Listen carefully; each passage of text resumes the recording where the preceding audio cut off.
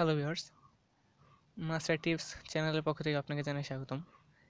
আজকে আমরা যে বিষয় নিয়ে কথা বলবো সেটা হচ্ছে কিভাবে জিপি ইজিনেট দিয়ে ফ্রিনেট ব্যবহার করা যায়। আসলে ফেসবুকে অনেকেই মেসেজ করতেছেন যে তাদের রিডাইরেকশন হচ্ছে, আগে চলতে এখন চলে না, উম, বা কানেক্ট হয় না, ফাইলের প্রবলেম করে।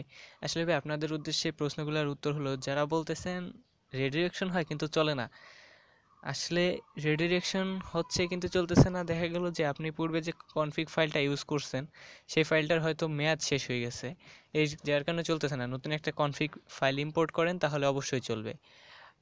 আর যারা বলতেছেন ভাই আগে চলতো বাট এখন চলে না, কি হয়েছে?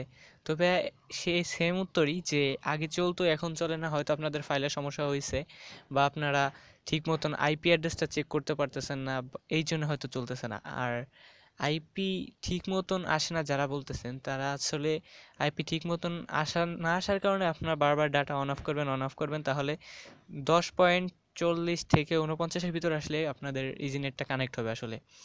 আর ভাইয়া কিছু লোক বলতেছেন কানেক্ট হচ্ছে না, একই উত্তর ভাইয়া, যে হয়তো আপনাদের ফাইলের সমস্যা আছে যার কারণে কানেক্ট হচ্ছে না, ফাইলের মেয়াদ শেষ হয়ে গেছে, আপনার নতুন কনফিগ ফাইল ইউজ করেন। তো আজকে আমি নতুন একটা কনফিগ ফাইল দিব, প্লাস এটার মেয়াদ থাকবে 1 মাসের মতন। 1 মাস থাকবে, এটা ইউজ করতে পারেন এবং সুপার ডুপার স্পিড থাকবে। তো কিভাবে শুরু থেকে শেষ পর্যন্ত সেটিং করতে হয় এই টপিকের উপর ভিডিও দিতে বলছেন কিছু লোকে, এই জন্য আজকের এই টিউটোরিয়ালটি বানানো। তো চলুন। প্রথমে আমাদের ইন্টারনেট প্যাকেজটা ডিঅ্যাক্টিভ করতে হবে। যতগুলো ইন্টারনেট প্যাকেজ অ্যাক্টিভ করা আছে এগুলো সব ডিঅ্যাক্টিভ করার জন্য আমাদের মেসেজ অপশনে যেতে হবে এবং একটা মেসেজ সেন্ড করতে হবে 5000-এ। তো এসটিওপি স্টপ লিখে 5000-এ একটা মেসেজ সেন্ড করলে ওরা ব্যাক মেসেজ জানিয়ে দেওয়া হবে আপনার যতগুলো ইন্টারনেট প্যাকেজ আছে সব স্টপ করে দেওয়া হয়েছে। তো এখন আমাদের স্টপ হয়ে যাওয়ার পর নতুন করে ইজিনেট প্যাকেজটি অ্যাক্টিভ করতে হবে। সেটার জন্য ডায়াল করতে হবে *500*55# এই কোডটা ডায়াল করার পর একটা মেসেজ ওরা দিবে যে আপনার ইজিনেট প্যাকেজটি সাকসেসফুল অ্যাক্টিভেট হয়ে গেছে।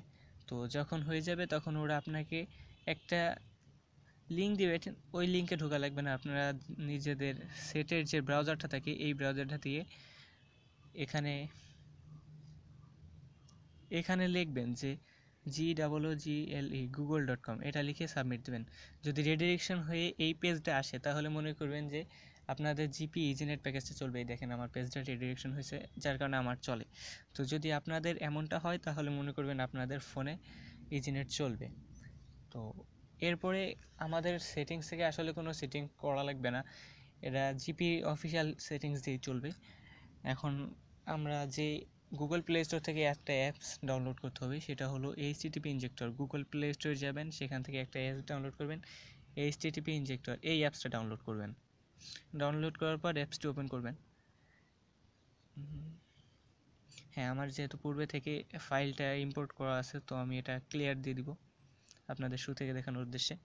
তো এই যে আইকনটা দেখছেন, এই এইটা এইটা এই কনফিগ ফাইল, এটাতে ক্লিক দিয়ে একটা ফাইল ইম্পোর্ট করতে হবে। ডিসক্রিপশন বক্সে একটা ডাউনলোড লিঙ্ক থাকবে, ওখান থেকে কনফিগ ফাইলটি ডাউনলোড করে নেবেন।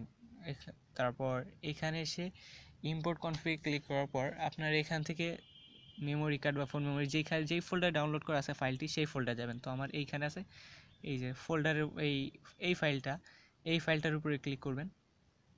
ক্লিক করার পর ওরা এখানে মেসেজ একটু ওয়েট করতে বলবে, ওয়েট করার পর এখন দিবেন সাকসেসফুলি ইম্পোর্টেন্ট কনফিগ ফাইল।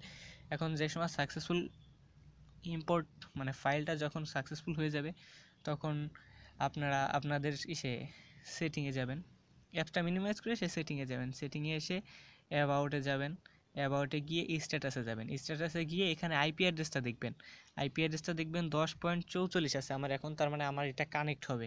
আর 10.40 থেকে 49-এর ভিতর যদি থাকে তাহলে আপনাদের এটা কানেক্ট হবে।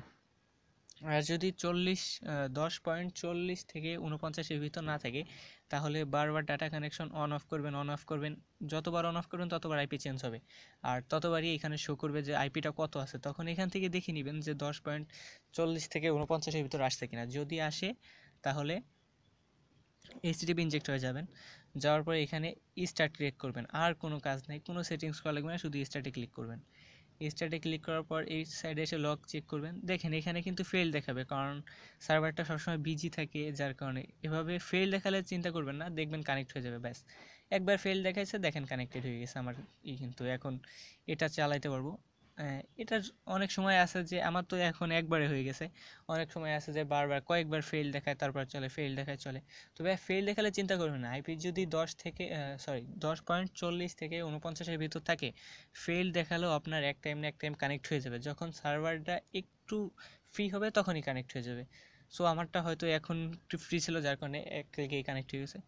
তো এতটুকুই, এর বেশি আসলে আর কোনো কাজ নাই। আর যারা জিপি ইজিনেট বলেন যে তাদের চলেই না, ভাইয়া এখন যাদের রিডাইরেকশন হয় না, চলে না, এদের উদ্দেশ্যে তো আসলে কিছু বলতে পারবো না। তবে এতটুকুই বলার থাকবে যে আপনারা এই সিমে যদি না হয়, কাইন্ডলি অন্য একটা সিম ট্রাই করেন, অবশ্যই সেটাতে চলবে।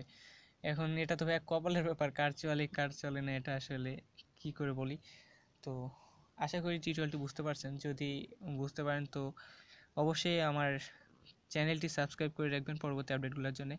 আর যেই ফাইলটা ডাউনলোড করেছেন, এটার ফাইলের মেয়াদ থাকবে 1 মান্থ।